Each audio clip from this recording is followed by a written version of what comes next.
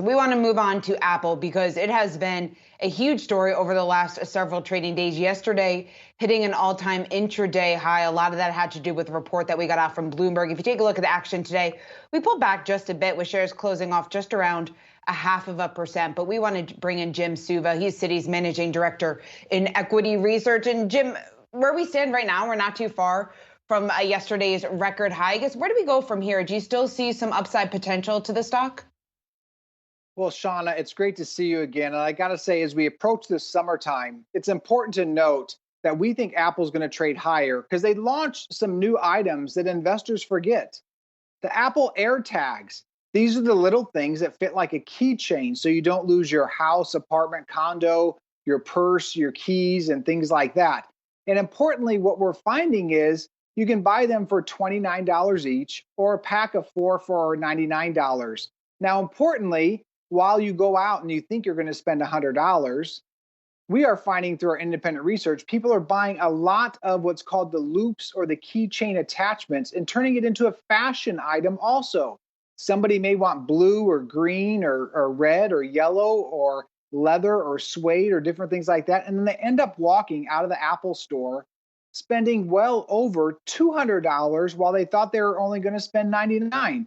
It is Apple with its brilliant marketing of a platform that allows people to buy things that enhance their lives. We think that there's going to be more upside to Apple here, and we have a buy rating and a $170 target price, Shauna.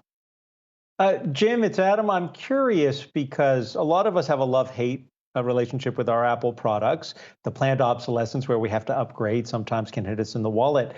But are we forgetting that there's this lawsuit out there regarding the App Store and the impact if it goes against Apple that could have on the stock, or would it be negligible? Adam, that is a very smart question. And it's worth noting that Apple, being the largest company in the world in market cap, has a lot of companies targeting them and governments for litigation, money. They want money in settlements. Now, when you go to the grocery store or the gas station, you don't really think about how much your clothing or milk or gas is being marked up. But people want a clean purchasing environment. And what I mean by that is they want apps that work, that don't steal their privacy, don't steal their credit card information, don't take their money, don't sell their information unless they acknowledge to do it. And to do so, there is indeed a amount that Apple charges for that. If it's a one-time item, it's about 30% from the developer. And if it's a recurring thing, about 15%.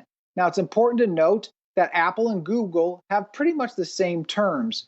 We do think there is some risk there. It's mostly going to be headline risk, but at the end of the day, we believe that the developers want to sell and distribute. It's cheaper for them to sell it through an app store than to try to do it through a bricks and mortar store. So simply people argue it's too expensive, but they want a clean, healthy, safe shopping experience, and Apple offers that for them, but it does cost money.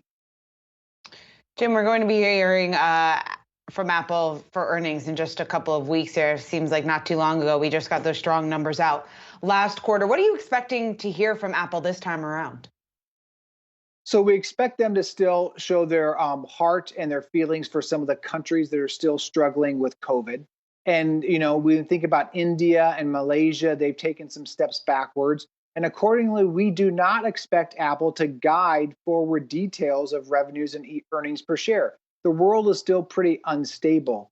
In doing so, we expect them to focus about what all Apple is doing to allow employees, students, governments, and everyone to still be connected with a premium platform and experience.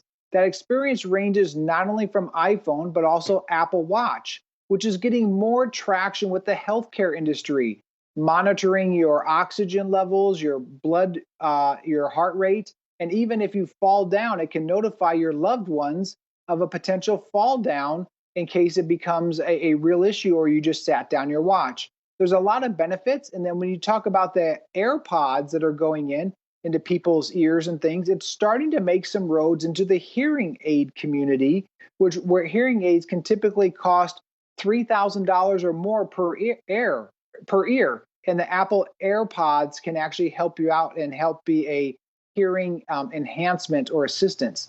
So Apple is going out with more and more products. We expect them to say that their Apple Watch is selling well and the AirTags. And then they'll probably say, stay tuned for September, which is normally when they launch a new iPhone, and we see that in the works. Jim Suva, always great to speak with you, Citi's Managing Director in Equity Research. We look forward to having you back again as soon